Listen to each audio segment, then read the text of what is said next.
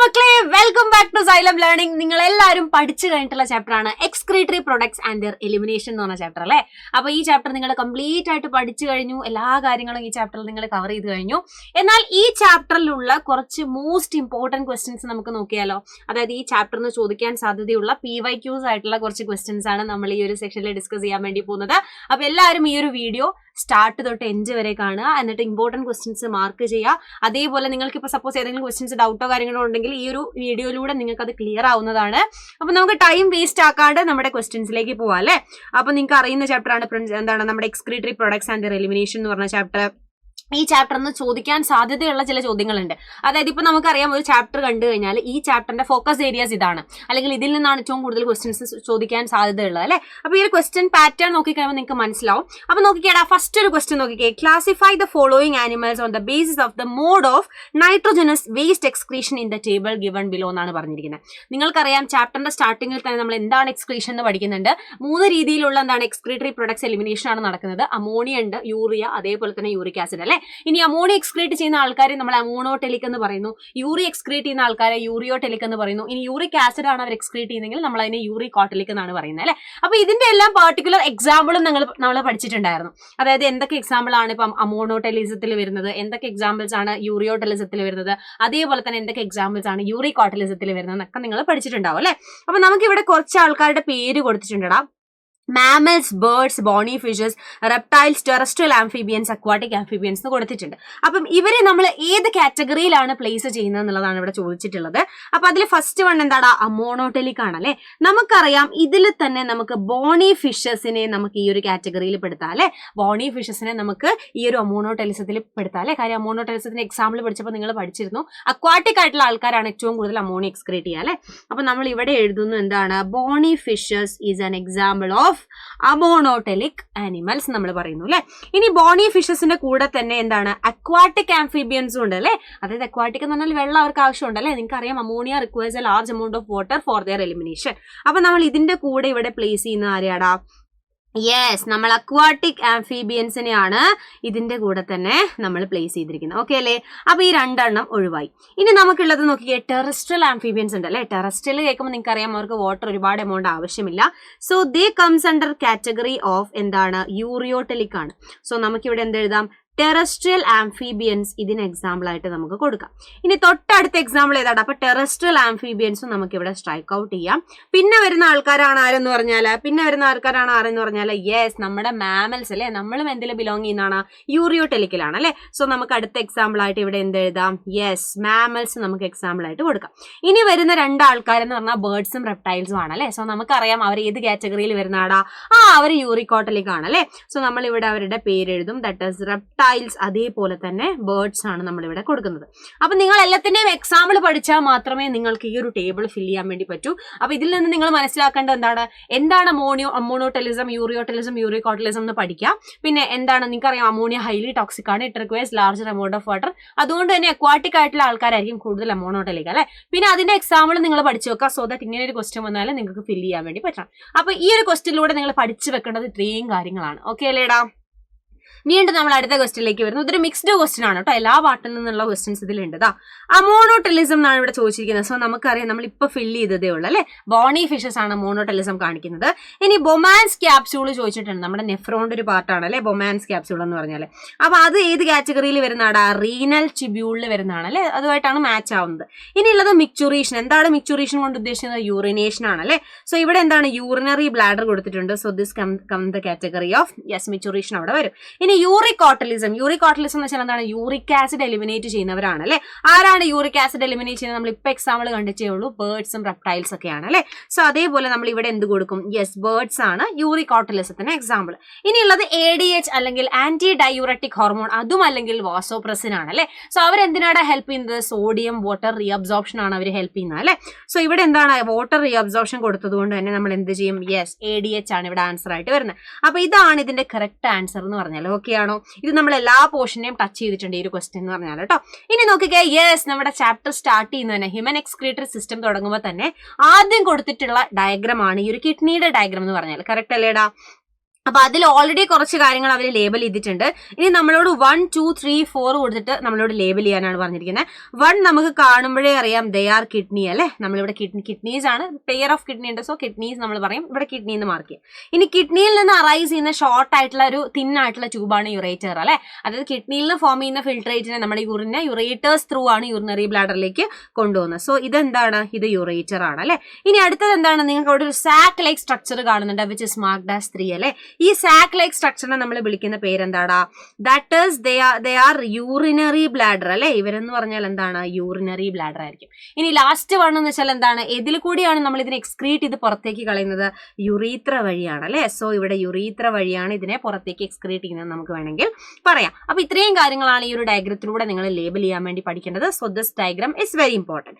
അങ്ങനെയാണെങ്കിൽ വേറൊരു diagram based question കണ്ടാലോടാ, സ്റ്റഡി ദ ഡയഗ്രാം നമ്മളോട് കൊടുത്തിട്ടുണ്ട് അല്ലെ. ഒരു പർട്ടിക്കുലർ കിഡ്നീനെ മാത്രം എടുത്തിട്ട് അതിന്റെ സെഷൻസ് ആണ് നമ്മൾ നോക്കുന്നത്. സോ നമ്മളോട് ABCDEF ഇത്രയും പാർട്സ് ലേബൽ ചെയ്യാൻ വേണ്ടി പറഞ്ഞിട്ടുണ്ട് അല്ലെ. സോ നമുക്കറിയാം ഇവിടെ A എന്ന് പറഞ്ഞാൽ എന്താടാ, റീനൽ പെൽവിസ് ആണ്. ഇവിടെ A എന്ന് പറഞ്ഞാൽ അല്ലെ, റീനൽ പെൽവിസ് ആണ്. ഇനി നിങ്ങൾ നോക്കിക്കേ, ഈ C ആൻഡ് D നിങ്ങൾക്കറിയാം, D എന്ന് പറഞ്ഞാൽ റീനൽ ആർട്ടറി ആണ്. ഇനിയോ C എന്ന് പറഞ്ഞാൽ ഇവിടെ എന്താടാ, C എന്ന് പറഞ്ഞാൽ റീനൽ വെയിൻ ആണ് അല്ലെ. അത് കഴിഞ്ഞ് റീനൽ പെൽവിസ് എക്സ്റ്റെൻഡ് ചെയ്യുന്ന ഈ ഒരു ഭാഗം E എന്ന് പറഞ്ഞാൽ നിങ്ങൾക്കറിയാം മെറ്റസ് കാലിക്സ്, അല്ലെങ്കിൽ നമ്മളതിനെ കാലിസസ് എന്ന് പറയും അല്ലെ. ഇനി നിങ്ങൾ ഇവിടെ എന്താണ്, ഒരു പിരമിഡ്സ് പോലുള്ള സാധനങ്ങൾ, ദാറ്റ് ഇസ് F ആണ്. സോ നമുക്കറിയാം ദേ ആർ എന്താണ്, മെഡുല്ലറി പിരമിഡ്സ് ആണ് അല്ലെ. അവരെന്ന് പറഞ്ഞാൽ എന്താണ്, മെഡുല്ലറി പിരമിഡ്സ് ആണ്. അപ്പൊ അങ്ങനെ നോക്കുമ്പോൾ നമ്മൾ എല്ലാ പോർഷൻസും ഇവിടെ ലേബൽ ചെയ്തിട്ടുണ്ട്, that is ABCDE and F എല്ലാം ലേബൽ ചെയ്ത് വെച്ചിട്ടുണ്ട്. ഇനി what you mean by column of Bertini എന്നാണ് ചോദിച്ചിരിക്കുന്നത് അല്ലെ. നിങ്ങൾക്ക് ഇതാ ഇവിടെ കാണാൻ വേണ്ടി പറ്റുന്നുണ്ടാവും, ഈ ഒരു ഡയഗ്രത്തിൽ നോക്കിയാൽ ഈ മെഡുലറി പിരമിഡ്സിന്റെ ഇടയിൽ കുറച്ച് റീജിയൻസ് ഉണ്ട് അല്ലെ. ദാറ്റ് ഈസ് ഈ കോർട്ടെക്സ് ആണ് ആക്ച്വലി എക്സ്റ്റെൻഡ് ചെയ്യുന്നത്. ഈ ഒരു റീജിയൻസിനെ നിങ്ങൾക്ക് കാണാൻ വേണ്ടി പറ്റുന്നുണ്ട് അല്ലെ. അതായത് ഈ മെഡുലറി പിരമിഡ്സിന് ഇടയിൽ വരുന്ന റീജിയൻസ്, അതിനെയാണ് നമ്മൾ റീനൽ കോളം അല്ലെങ്കിൽ കോളംസ് ഓഫ് ബെർട്ടീനി എന്ന് പറയുന്നത്. അപ്പൊ നമ്മൾ അതിനെ എങ്ങനെ എഴുതാം, the cortex extends between the medullary pyramids and are called renal columns or column of Bertini എന്നാണ് പറഞ്ഞിരിക്കുന്നത്. എന്താണ് കോളം ഓഫ് ബെർട്ടീനി എന്ന് ചോദിച്ചു, നമ്മളത് പറഞ്ഞു. കോർട്ടെക്സ് എക്സ്റ്റെൻഡ് ചെയ്യുന്ന മെഡുലറി പിരമിഡ്സിന്റെ ഇടയിൽ വരുന്ന റീജിയനെയാണ് നമ്മൾ റീനൽ കോളംസ് അല്ലെങ്കിൽ എന്താണ്, കോളംസ് ഓഫ് ബെർട്ടീനി എന്ന് വിളിക്കുന്നത്. ഇനി name the structural and functional unit of kidney എന്നാണ് ചോദിച്ചിരിക്കുന്നത്. നമുക്കറിയാം, കണ്ണും പൂട്ടി നമുക്ക് എഴുതാം അല്ലെ. നെഫ്രോൺസിനെയാണ് നമ്മൾ structural and functional unit of kidney. കാര്യം കിഡ്നി ഉണ്ടാക്കിയിരിക്കുന്നത് എന്താണ്, മില്യൺസ് ഓഫ് നെഫ്രോൺസ് കൊണ്ടാണ് അല്ലെ. അപ്പൊ അങ്ങനെയാണെങ്കിൽ ഈ ഒരു ചോദ്യം ക്ലിയർ ആയി. ഇനി നമ്മൾ നെക്സ്റ്റിലേക്ക് പോകുമ്പോൾ എന്താണ്, prepare A flow chart of the filtrate അല്ലെ. നെഫ്രോണിൽ കൂടി എങ്ങനെയാണ് ഫിൽട്രേറ്റ് ഫ്ലോ ചെയ്യുന്നത്, അതിന്റെ ഫ്ലോ ചാർട്ട് എഴുതാൻ വേണ്ടിയിട്ടാണ് നമ്മളോട് ചോദിച്ചിരിക്കുന്നത്. സോ നമ്മൾ എഴുതാൻ വേണ്ടി പോവാണ് കേട്ടോ. ഫസ്റ്റ് സ്റ്റാർട്ടിംഗ് എന്ന് പറഞ്ഞാൽ എന്താണ്, ഗ്ലോമർലെസിൽ നിന്ന് അത് താഴത്തേക്ക് ഇറങ്ങി ഫിൽട്രേറ്റ് ബൊമാൻസ് ക്യാപ്സ്യൂളിലേക്ക് എത്തുകയാണ് ചെയ്യുന്നത്. സോ ഇവിടെ ഗ്ലോമർലെസ് ഇല്ലാത്തതുകൊണ്ട് നമുക്ക് എന്തെഴുതാം, ബൊമാൻസ് ക്യാപ്സ്യൂൾ ഉള്ളത് കൊണ്ട് തന്നെ നമുക്ക് എന്തെഴുതാം, യെസ് ബൊമാൻസ് ക്യാപ്സ്യൂൾ ആണ് ഇവിടുത്തെ ഫസ്റ്റ് പാർട്ട് എന്ന് പറഞ്ഞാൽ. അതിനുശേഷം എന്താണ്, നേരെ PCTയിലേക്കാണ് പോകുന്നത്. സോ ഇവിടെ PCT ഉള്ളതുകൊണ്ട് നമ്മൾ PCT മാർക്ക് ചെയ്യുന്നു. PCTയിൽ നിന്ന് എങ്ങോട്ടാണ്, ഹെൻലീസ് ലൂപ്പിലേക്കാണ് പോകുന്നത് അല്ലെ. അതിൽ തന്നെ ഡിസെൻഡിങ് ലിംബും ഉണ്ട്, അസെൻഡിങ് ലിംബും ഉണ്ട്. സോ ഫസ്റ്റ് നമ്മൾ മെൻഷൻ ചെയ്യാൻ പോകുന്നത് ഡിസെൻഡിങ് ലിംബാണ്. സോ ഇവിടെ നമുക്ക് എന്തെഴുതാം, yes descending limb of loop of Henle അല്ലെങ്കിൽ descending limb of Henle's loop എന്ന് നമുക്ക് ഇതിനെ കൊടുക്കാം. ഇനി ഇതിന് ശേഷം എങ്ങോട്ടാണ് ഇത് പോകുന്നത്, ഡിസെൻഡിങ് ലിംബിന് ശേഷം നേരെ അസെൻഡിങ് ലിംബിലേക്കാണ് പോകുന്നത് അല്ലെ. സോ നമുക്ക് അതിവിടെ മാർക്ക് ചെയ്യാം, that is ascending limb of Henle's loop എന്ന് നമുക്കിവിടെ കൊടുക്കാം. Ascending limb of Henle's loop ആണ്. ഇനി അസെൻഡിങ് ലിംബിന് ശേഷം നേരെ DCTയിലേക്ക് എത്തുന്നത്. DCT ഇവിടെ മാർക്ക് ചെയ്യാത്തതുകൊണ്ട് തന്നെ അതിന്റെ തൊട്ടടുത്ത പാർട്ടായിട്ടുള്ള കളക്ടിങ് ഡക്റ്റ് ആണ് ഇവിടെ കൊടുത്തിരിക്കുന്നത്. സോ നമ്മൾ എന്തിലാണ് ഇത് എൻഡ് ചെയ്യുക, കളക്ടിങ് ഡക്റ്റിലാണ് നമ്മൾ ഇതിനെ മാർക്ക് ചെയ്യുന്നതെന്നാണ് പറഞ്ഞിരിക്കുന്നത്. ക്ലിയർ ആയില്ലേ? ഇത്രയും കാര്യങ്ങളാണ് നിങ്ങൾക്ക് ഇവിടെ ലേബൽ ചെയ്യാൻ വേണ്ടി അല്ലെങ്കിൽ ഒരു ഫ്ലോ ചാർട്ട് പോലെ വരയ്ക്കാൻ വേണ്ടി ചോദിച്ചിരിക്കുന്നത്. അടുത്ത ക്വസ്റ്റ്യൻ നോക്കിക്കടാ, counter current system plays an important role in concentrating urine അല്ലേ. നമ്മൾ പഠിച്ചിട്ടുണ്ടായിരുന്നു കൗണ്ടർ കറന്റ് മെക്കാനിസത്തിനെ പറ്റിയിട്ട്. അപ്പൊ അതാണ് നമ്മുടെ യൂറിനെ കോൺസെൻട്രേറ്റ് ചെയ്യാൻ വേണ്ടി ഹെൽപ്പ് ചെയ്യുന്നതെന്ന് പറഞ്ഞിട്ടുണ്ട്. Name 2 regions inside the kidney where the counter current system is seen എന്നാണ് ചോദിച്ചിരിക്കുന്നത്. അതായത് കൗണ്ടർ കറന്റ് സിസ്റ്റം കാണിക്കുന്ന 2 പാർട്ടാണ്. നമുക്കറിയാം എന്തും തമ്മിലാടാ കൗണ്ടർ കറന്റ്. ഒന്നെന്ന് പറഞ്ഞാൽ നമ്മുടെ വോസാ റെക്റ്റ ആണ്, പിന്നുള്ളത് ആരാടാ, ഹെൻലീസ് ലൂപ്പ് ആണ് അല്ലെ. ഇതിൽ രണ്ടിലും എന്താണ്, ഫിൽട്രേറ്റിന്റെ ഫ്ലോ എന്ന് പറഞ്ഞാൽ ഓപ്പോസിറ്റ് ഡയറക്ഷനിലാണ് ആൻഡ് ദെയർ ഫോംസ് ആ കൗണ്ടർ കറന്റ്. ഓക്കെ അല്ലേ ഇത്രയും കാര്യങ്ങൾ? യെസ്. എഗെയിൻ നമുക്കൊരു ഫിഗർ ബേസ്ഡ് ക്വസ്റ്റ്യൻ വന്നിട്ടുണ്ട്. സോ ഇതിൽ നിന്ന് നിങ്ങൾക്ക് എന്താ മനസ്സിലാക്കാൻ പറ്റുന്നത്, അതായത് ഈ ചാപ്റ്റർ എല്ലാ ഫിഗേഴ്സും എന്താണ് ഇമ്പോർട്ടന്റ് ആണെന്ന് നിങ്ങൾ പഠിച്ചു വെക്കണം. Observe the diagram and answer the question എന്നാണ് പറഞ്ഞിരിക്കുന്നത്. യെസ്, ഇവിടെ നമുക്കറിയാം ഈ A കൊണ്ട് മാർക്ക് ചെയ്തിരിക്കുന്നത് ഗ്ലോമർലെസ് ആണ് അല്ലെ. സോ നമ്മൾ അതിനെ ഗ്ലോമർലെസ് എന്ന് മാർക്ക് ചെയ്തു.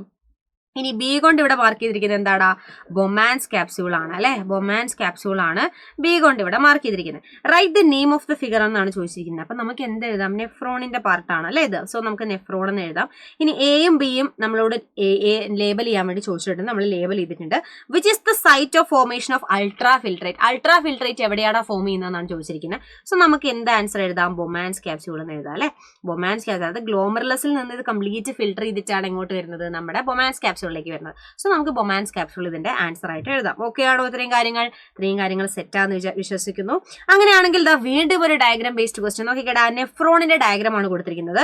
XYZ കുറെ പാർട്ട് ലേബൽ ചെയ്യാൻ ചോദിച്ചിട്ടുണ്ട്. അതിൽ X എന്ന് പറഞ്ഞാൽ നമുക്കറിയാം എന്താണ്, ദാറ്റ് ഈസ് ബൊമാൻസ് ക്യാപ്സ്യൂൾ ആണ് അല്ലെ. സോ നമ്മളിവിടെ ബൊമാൻസ് ക്യാപ്സ്യൂൾ എന്ന് കൊടുത്തു.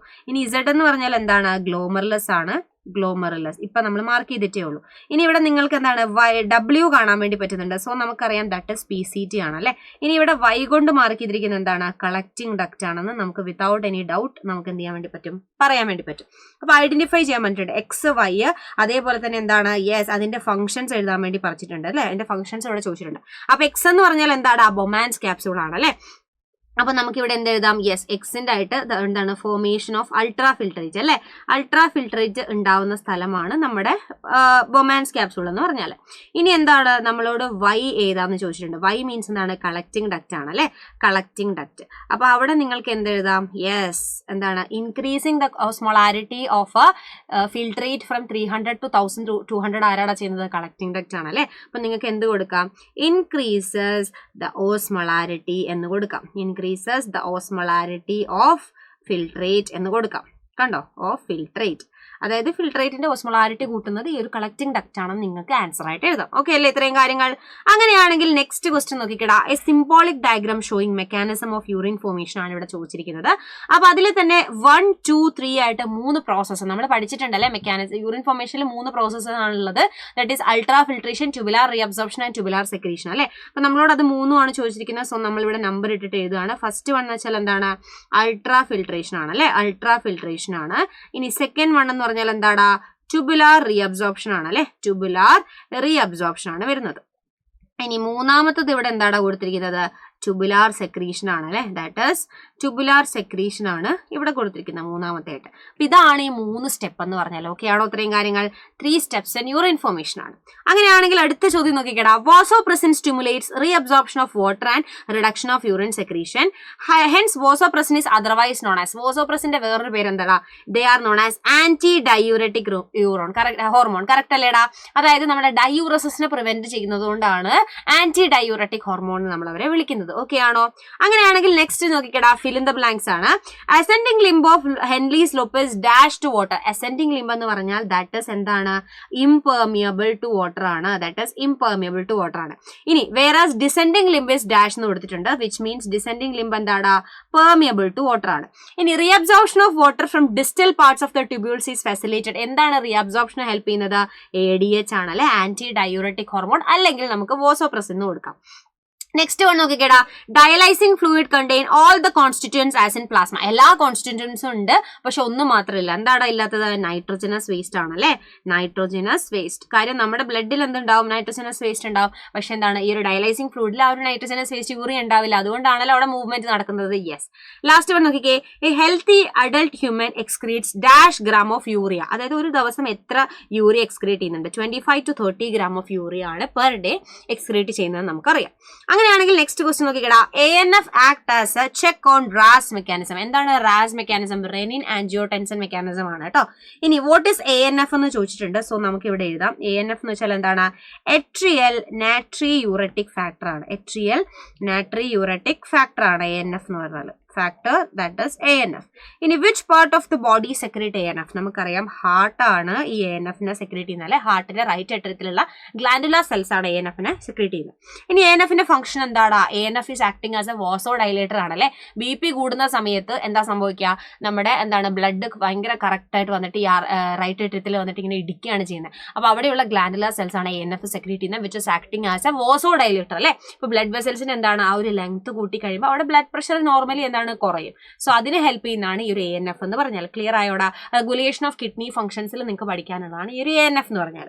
നോക്കിക്കേ, It can cause vasodilation, that is dilation of blood vessels and thereby decrease the blood pressure. നമ്മുടെ ബ്ലഡ് പ്രഷർ കുറയ്ക്കാൻ വേണ്ടിയിട്ട് ഹെൽപ്പ് ചെയ്യുന്നതാണ് ANF എന്ന് പറഞ്ഞാൽ. ഇനി അടുത്ത ചോദ്യം നോക്കിക്കടാ, സിംറ്റംസ് ഓഫ് ഡിഫറെന്റ് ഡിസോർഡേഴ്സ്. നമ്മൾ ലാസ്റ്റ് സെഷനിൽ പഠിക്കുന്നതാണ് അല്ലേ, ഡിഫറെന്റ് ഡിസോർഡേഴ്സിനെ പറ്റി നമ്മൾ പഠിക്കുന്നുണ്ട്. അപ്പൊ അതിൽ കുറച്ച് ആൾക്കാരുടെ സിംറ്റംസ് ഇവിടെ കൊടുത്തിട്ടുണ്ട്. നമ്മളോട് ആ ഡിസോർഡറിന്റെ പേര് എഴുതാനാണ് പറഞ്ഞിരിക്കുന്നത്. Stones or insoluble mass of crystallised salts formed within kidney. ഇതിന് നമ്മൾ എന്താടാ പറയുന്നത്? യെസ്, റീനൽ കാൽക്കുലൈ എന്നല്ലേ പറയുന്നത്. റീനൽ കാൽക്കുലൈ എന്നല്ലേ പറയുന്നത്. യെസ്. അടുത്ത നോക്കിക്കേ, inflammation of glomeruli of kidney ചോദിച്ചിട്ടുണ്ട്. നമുക്കറിയാം, that is known as glomerulonephritis. Glomerulonephritis. Okay അല്ലേടാ? യെസ്, ഗ്ലോമറുലോനെഫ്രൈറ്റിസ് ആണ്. അടുത്ത നോക്കിക്കേ, യെസ്, അഗെയിൻ നമ്മളോട് കംപ്ലീറ്റ് ദ ഫോളോയിങ് ടേബിൾ ആണ്. Presence of ketone bodies in urine നമ്മൾ എന്താ പറയുന്നത്? കീറ്റോനൂറിയ ആണ് അല്ലെ, കീറ്റോനൂറിയ ആണ്. ഇനി എന്താണ് ഗ്ലൈക്കോസൂരിയ എന്ന് വെച്ചാൽ എന്തായിരിക്കും? അപ്പം പ്രസൻസ് ഓഫ് ഗ്ലൂക്കോസ് ഇൻ യൂറിനെയാണ് നമ്മൾ എന്ത് പേരിട്ട് വിളിക്കുന്നത്? യെസ്, ഗ്ലൈക്കോസൂറിയ. ഇനി പ്രസൻസ് ഓഫ് യൂറിയ ഇൻ യൂറിനെ നമ്മൾ എന്താണ് വിളിക്കുന്നത്? യൂറീമിയ എന്നാണ് നമ്മൾ അതിനെ വിളിക്കുന്നത്. അപ്പൊ ഇത്രയും കാര്യം ക്ലിയർ ആയോ? ഇത്രയും നിങ്ങൾ പഠിച്ചാൽ മാത്രമേ എന്തിന്റെ പ്രസൻസ് ആണുള്ളതെന്ന് മനസ്സിലാക്കിയാൽ മാത്രമേ നിങ്ങൾക്ക് അതിന്റെ നെയിം അബ്നോർമാലിറ്റി ഏതാന്ന് നിങ്ങൾക്ക് മനസ്സിലാവുള്ളൂ. അങ്ങനെയാണെങ്കിൽ അടുത്ത ക്വസ്റ്റ്യൻ നോക്കിക്കേടാ, ദ സ്റ്റെപ്സ് ഇൻവോൾവ്. നമ്മുടെ ഹീമോഡയാലിസിസ് ട്രീറ്റ്മെന്റിന് ഇൻവോൾവ് ചെയ്യുന്ന സ്റ്റെപ്സ് ആണ് അവിടെ കൊടുത്തിരിക്കുന്നത്. ഫസ്റ്റ് ബ്ലഡിനെ നമ്മളൊരു ആർട്ടറിന്ന് എടുത്തു. ബ്ലഡിനെ എടുത്തതിന് ശേഷം നമ്മൾ എന്താണ് അവിടെ കൊടുക്കുന്നത്? ഹെപ്പാരിൻ നമ്മൾ അവിടെ ആഡ് ചെയ്യും അല്ലെ. Heparin which is an anti coagulant ആണ്. അതിനുശേഷം ബ്ലഡ് നമ്മൾ ഡയലൈസിങ് യൂണിറ്റിലേക്ക് കൊടുത്തു. തിരിച്ച് നമ്മൾ blood dash is added to clean the blood എന്ന് നമ്മളോട് ചോദിച്ചു. തിരിച്ച് ബ്ലഡ് എടുക്കുന്ന സമയത്ത് നമ്മൾ എന്താണ് ക്ലീൻ ബ്ലഡിലേക്ക് ആഡ് ചെയ്യുന്നത്? ആന്റി ഹെപ്പാരിൻ ആണല്ലേ ആഡ് ചെയ്യുന്നത്. അഗെയിൻ നമ്മുടെ ബോഡിയുടെ ഉള്ളിൽ പോയിട്ടില്ലെങ്കിൽ അത് കൊയാഗുലേറ്റ് ചെയ്യാതെ നിൽക്കും അല്ലെ. യെസ്. ഇനി ക്ലീൻഡ് ബ്ലഡിനെ നമുക്ക് നമ്മുടെ വെയിനിലേക്ക് പമ്പ് ചെയ്യുന്നു എന്നാണ് പറഞ്ഞിരിക്കുന്നത്.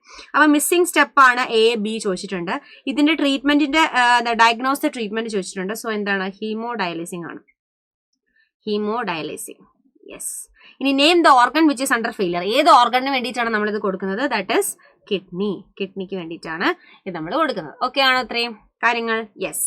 അങ്ങനെയാണെങ്കിൽ അടുത്ത ചോദ്യം നോക്കിക്കടാ, എക്സ്പ്ലെയിൻ മിക്ചുറേഷൻ. മിക്ചുറേഷൻ എന്ന് വെച്ചാൽ ഒന്നുമില്ലടാ, അതായത് സിമ്പിൾ ആയിട്ട് എന്താണ്? യൂറിനേറ്റ് ചെയ്യുന്നതിനെയാണ് നമ്മൾ മിക്ചുറേഷൻ നമ്മൾ പറയുന്നത്. ഓക്കെ ആണോ?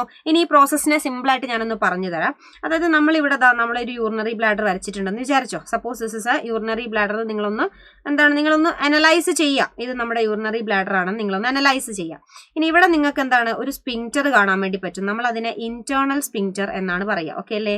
ഇന്റേണൽ സ്പിങ്ക്റ്റർ എന്നാണ് നമ്മൾ അതിനെ പറയുക. ഓക്കെ അല്ലേ? ഇനി നിങ്ങൾക്ക് ഇതിന്റെ ചുറ്റും എന്താണ്? ഇതിന്റെ ചുറ്റും ഇതേപോലെയുള്ള ഒരു സാധനം നിങ്ങൾക്ക് കാണാൻ വേണ്ടി പറ്റും. വേറെ കളർ കൊണ്ട് ഡിനോട്ട് ചെയ്യാം. സോ ദാറ്റ് നിങ്ങൾക്ക് കുറച്ചുകൂടി പെട്ടെന്ന് യെസ്, ഇതാ ഇവിടെ നിങ്ങൾക്ക് ഒരു ഗ്രീൻ കളറിൽ നമുക്ക് ഇതിനെ കാണാൻ വേണ്ടി പറ്റുന്നുണ്ട് അല്ലെ. ഇതിനെ നമ്മൾ വിളിക്കുന്ന പേരാണ് സ്ട്രെച്ച് റിസെപ്റ്റേഴ്സ് എന്നാണ് നമ്മൾ ഇതിനെ വിളിക്കുക. ഓക്കെ ആണോടാ? ഇതിനെ നമ്മൾ വിളിക്കുന്ന പേരെന്താണ്?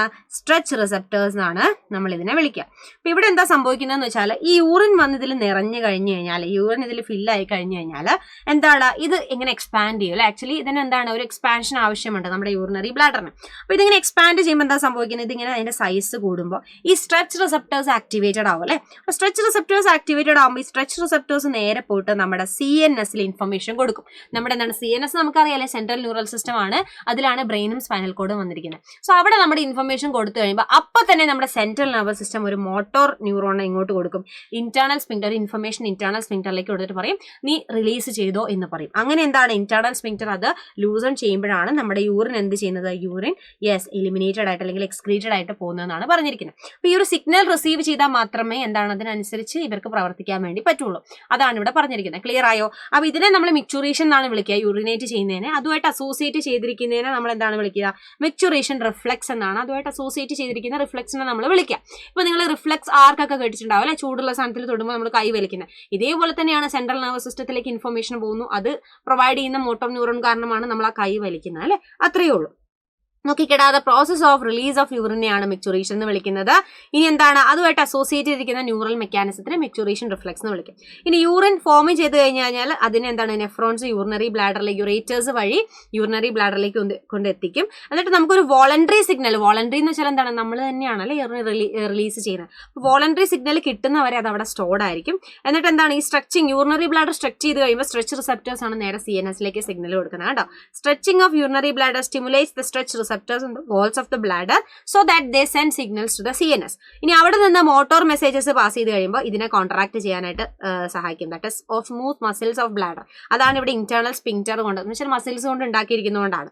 അപ്പൊ അങ്ങനെ വരുമ്പോൾ എന്താണ് നമ്മുടെ യുറേത്രൽ സ്പിങ്ക്ചർ റിലാക്സ് ആവുന്നു, ദെൻ എന്താണ് നമ്മുടെ യൂറിൻ റിലീസ് ആവുന്നു എന്നാണ് പറഞ്ഞിരിക്കുന്നത്. അപ്പൊ ഇത്രയും കാര്യങ്ങൾ നിങ്ങൾക്ക് ക്ലിയർ ആയി എന്ന് വിചാരിക്കുന്നു. അങ്ങനെയാണെങ്കിൽ ഇത്രയും കാര്യങ്ങളാണ് നമ്മുടെ ഈ ഒരു ചാപ്റ്ററിന് ചോദിക്കാൻ സാധ്യതയുള്ള some of the important question എന്ന് പറഞ്ഞാൽ. അപ്പൊ ഇതേപോലെയുള്ള ക്വസ്റ്റ്യൻസ് എന്ത് ചെയ്യുക, ഇനിയും നിങ്ങൾ എക്സ്പെക്ട് ചെയ്യുക.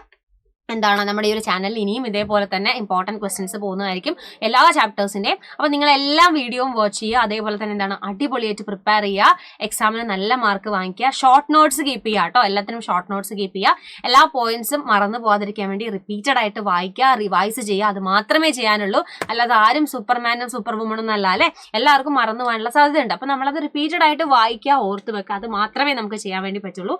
നല്ലോണം ഹാർഡ് വർക്ക് ചെയ്യുക. കാര്യം ഇപ്പോഴല്ലെങ്കിൽ പിന്നെ എപ്പോഴെങ്കിലും നിങ്ങൾക്ക് അതിനുള്ളൊരു റിവാർഡ് നിങ്ങളെ തേടിയെത്തും. നിങ്ങൾ നിങ്ങളുടെ വർക്ക് അടിപൊളിയായിട്ട് ചെയ്യുക. ബാക്കി ഒന്നിനെ പറ്റി നിങ്ങൾ വറീഡ് ആവണ്ട. അയ്യോ ഞാൻ ഇത്ര പഠിച്ചിട്ടുണ്ടല്ലോ, എനിക്ക് മാർക്ക് കിട്ടും. നിങ്ങൾ ഇപ്പോൾ തൽക്കാലം എന്ത് ചെയ്യുക, നിങ്ങൾക്ക് പറ്റുന്ന പോലെ നിങ്ങൾ നിങ്ങളുടെ മാക്സിമം നിങ്ങൾ എഫേർട്ട് ഇട്ട് ട്രൈ ചെയ്ത് പഠിക്കുക. ഇപ്പോഴല്ലെങ്കിൽ എപ്പോഴെങ്കിലും നിങ്ങളുടെ ലൈഫിൽ അതിനുള്ള റിവാർഡ് നിങ്ങളെ കാത്തിരിക്കുന്നുണ്ടാവും. അപ്പൊ നമുക്ക് വീണ്ടും എന്താണ് ഇതേപോലുള്ള വീഡിയോസ് ആയിട്ട് നെക്സ്റ്റ് സെഷൻസിൽ കാണാം. അതുവരെ it's me Ashtami miss signing off. By.